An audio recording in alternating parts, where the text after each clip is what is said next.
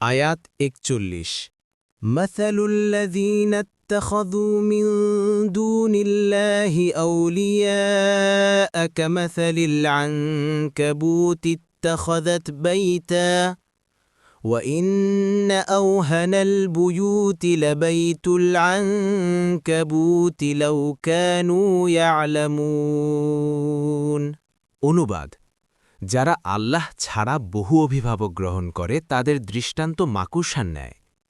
১ যে ঘর বানায় আর ঘরের মধ্যে মাকড়সার ঘরই তো দুর্বলতম, যদি তারা জানত।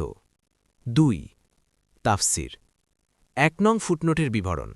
মাকড়সাকে আনকাবুত বলা হয়। এখানে সে মাকড়সা বোঝানো হয়েছে যে জাল তৈরি করে এবং তাতে বুলতে থাকে। এই জালের সাহায্যে সে মশামাছি শিকার করে। বাহুল্য জন্তু জানোয়ারের যত প্রকার বাসা ও ঘর বিদিত আছে তার মধ্যে মাকড়সার জাল দুর্বলতর, যা সামান্য বাতাসেও ছিন্ন হয়ে যেতে পারে। আলোচ্য আয়াতে বলা হয়েছে যে যারা আল্লাহ ব্যতীত অন্যের ইবাদত করে এবং অন্যের উপর ভরসা করে তাদের দৃষ্টান্ত মাকড়সার জাল, যা অত্যন্ত দুর্বল। এমনিভাবে যারা কোনো প্রতিমা অথবা কোনো মানুষের উপর ভরসা করে তাদের ভরসা এমন যেমন মাকড়সা তার জালের উপর ভরসা করে। ইবনে কাসির বিশ্বজাহানের প্রকৃত মালিককে বাদ দিয়ে যারা একেবারে অক্ষম বান্দা এবং সম্পূর্ণ কাল্পনিক উপাস্যদের উপর নির্ভর করে চলছে তার প্রকৃত অবস্থা মাকড়সার জালের চাইতে বেশি কিছু নয়।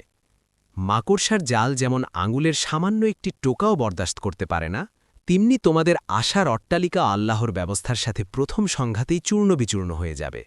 সামান্য বৃষ্টিও যার সবকিছু বিনষ্ট করে দেয়, তোমাদের সামান্যতম উপকারও তারা করতে পারে না। দেখুন ফাতহুল কদির।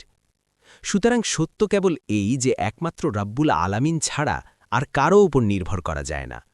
আল্লাহ বলেন, যে ব্যক্তি তাগুতকে অস্বীকার ও প্রত্যাখ্যান করে এবং আল্লাহর প্রতি ঈমান আনে সে এমন মজবুত নির্ভরকে আঁকড়ে ধরেছে যা কখনো ছিন্ন হবার নয়। বস্তুত আল্লাহ সব কিছু শোনেন ও জানেন।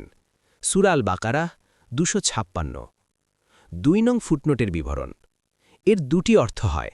১ যদি তারা জানত যে তাদের মাবুদগুলো মাকড়সার জালের মতো তবে এ ধরনের মাবুদের পিছনে কখনো থাকত না।